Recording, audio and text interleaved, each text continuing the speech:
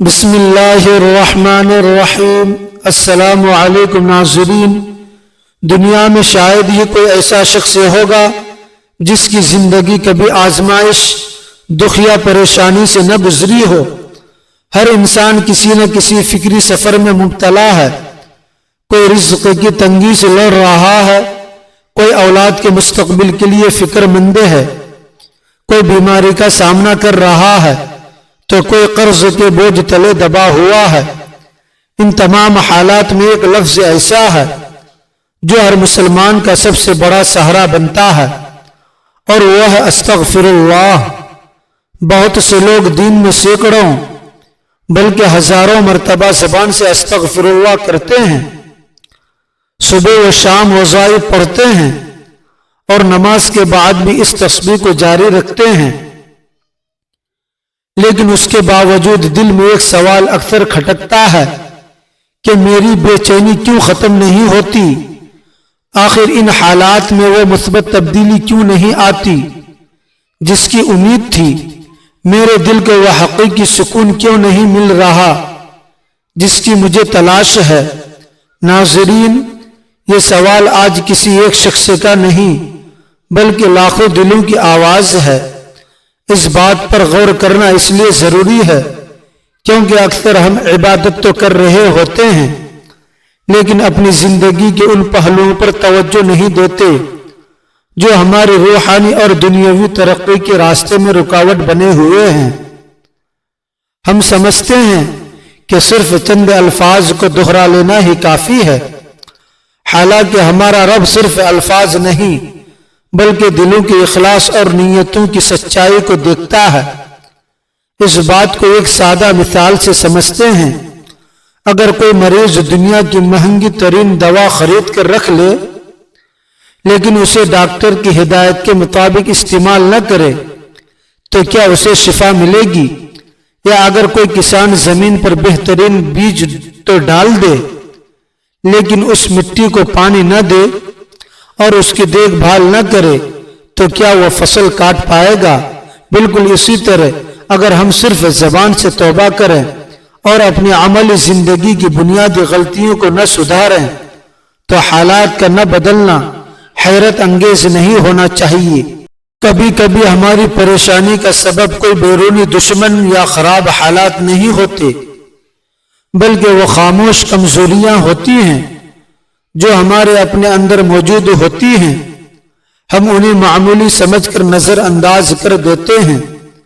ہمیں ضرورت اس امر کی ہوتی ہے کہ ہم اپنے رویوں کو بدلیں، اپنے دلوں کو حسد اور بغض سے صاف کریں اور اپنے رب کی طرف سچے اخلاص کے ساتھ رجوع کریں۔ جب ہم اپنی ان خامیوں کو پہچان لیتے ہیں تو دل میں امید کی ایک نئی کرن جاگتی ہے۔ آئیے اب ان 3 بنیادی غلطیوں کا ذکر کرتے ہیں جنہیں چھوڑ کر آپ اپنی زندگی میں استغفار کے معجزات اپنی آنکھوں سے دیکھ سکتے ہیں۔ پہلی اور سب سے بڑی غلطی یہ ہے کہ ہمارا استغفار صرف ایک عبادت یا زبان کی ورزش بن کر رہ جاتا ہے جس میں دل شامل نہیں ہوتا۔ زبان تیزی سے استغفر اللہ کے الفاظ تو ادا کر رہی ہوتی ہے لیکن ذہن کہیں اور بھٹک رہا ہوتا ہے۔ دل میں گناہوں پر کوئی ندامت نہیں ہوتی، نہ ہی آنکھوں میں کوئی آنسو ہوتا ہے اور نہ ہی زندگی کو بدلنے کا کوئی سچا ارادہ ہوتا ہے۔ سچی توبہ اور استغفار کا مطلب یہ ہے کہ انسان کو اپنے کیے پر شرمندگی ہو اور وہ اپنے رب کے سامنے گڑ گرا کر معافی مانگے۔ اس کے ساتھ ہی وہ یہ پکا عزم کرے کہ وہ دوبارہ اس راستے پر نہیں چلے گا۔ اگر انسانی کمزوری کی وجہ سے کبھی دوبارہ کوئی غلطی ہو بھی جائے تو وہ مایوس ہونے کے بجائے فوراً اپنے مالک کی طرف لوٹتا ہے، کیونکہ اللہ پاک سچی توبہ کرنے والوں کو بہت پسند فرماتا ہے۔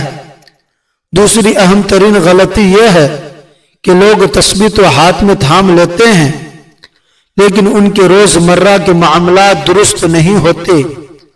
زبان پر استغفر اللہ ہوتا ہے مگر اسی زبان سے جھوٹ، غیبت اور چغلی کا بازار گرم ہوتا ہے، دل میں دوسروں کے لیے کینہ اور حسد پرورش پا رہا ہوتا ہے، کاروباری یا خاندانی معاملات میں دھوکہ دہی شامل ہوتی ہے اور لوگوں کے حقوق پامال کیے جا رہے ہوتے ہیں۔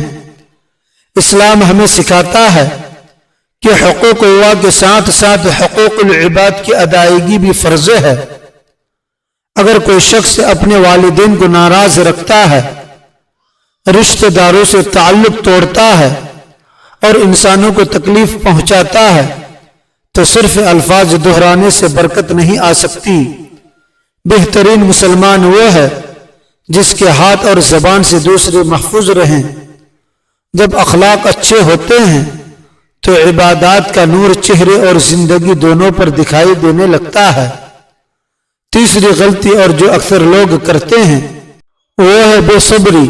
چند دن یا چند ہفتے کثرت سے استغفار کرنے کے بعد جب انہیں اپنی پسندے کا نتیجہ فوراً نظر نہیں آتا تو وہ مایوس ہو کر عمل چھوڑ دیتے ہیں۔ وہ سوچنے لگتے ہیں کہ شاید ان کی دعا قبول ہی نہیں ہو رہی، حالانکہ ایک سچے مومن کا یہ ایمان ہونا چاہیے کہ اللہ تبارک و تعالی ہر چیز کا بہترین وقت جانتا ہے۔ ہمارا رب کبھی تو ہماری دعا فوراً قبول فرما لیتا ہے، کبھی اس کے بدلے کسی آنے والی مصیبت کو ٹال دیتا ہے اور کبھی اسے ہمارے آخرت کے اجر کے لیے ذخیرہ کر لیتا ہے، جو کہ سب سے بہتر ہے۔ بندے کا کام صرف اخلاص کے ساتھ مانگنا اور کوشش کرنا ہے۔ نتیجہ کب اور کس صورت میں سامنے آئے گا یہ مکمل طور پر اللہ تبارک و تعالیٰ کی حکمت اور اس کی رحمت پر چھوڑ دینا ہی اصل ایمان اور توکل ہے۔ استغفار کو زندگی کا معمول کیسے بنائیں؟ ناظرین، یاد رکھیے کہ استغفار صرف کسی مشکل یا مصیبت کے وقت پڑھنے کا وظیفہ نہیں ہے، بلکہ یہ ایک مومن کی روزمرہ زندگی کی سانس ہونا چاہیے۔ ہمارے پیارے نبی حضرت محمد مصطفیٰ صلی اللہ علیہ وسلم معصوم عن الخطا گناہوں سے پاک ہونے کے باوجود دن میں 70 سے 100 مرتبہ استغفار فرمایا کرتے تھے۔ یہ عمل ہمیں عاجزی سکھاتا ہے، دل سے تکبر کو ختم کرتا ہے اور ہمارے اندر دوسروں کے لیے نرمی پیدا کرتا ہے۔ اگر آپ چاہتے ہیں کہ استغفار آپ کی زندگی کو بدل دے تو اس کے ساتھ چند باتوں کا اہتمام لازمی کریں۔ 5 وقت کی نماز کی پابندی کریں، کیونکہ نماز ہر برائی سے روکتی ہے۔ قرآن کریم کے ساتھ اپنا تعلق روزانہ کی بنیاد پر قائم کریں۔ حلال رزق کمانے کو اپنی ترجیح بنائیں اور اپنی استطاعت کے مطابق غریبوں اور ضرورت مندوں کی مدد کریں۔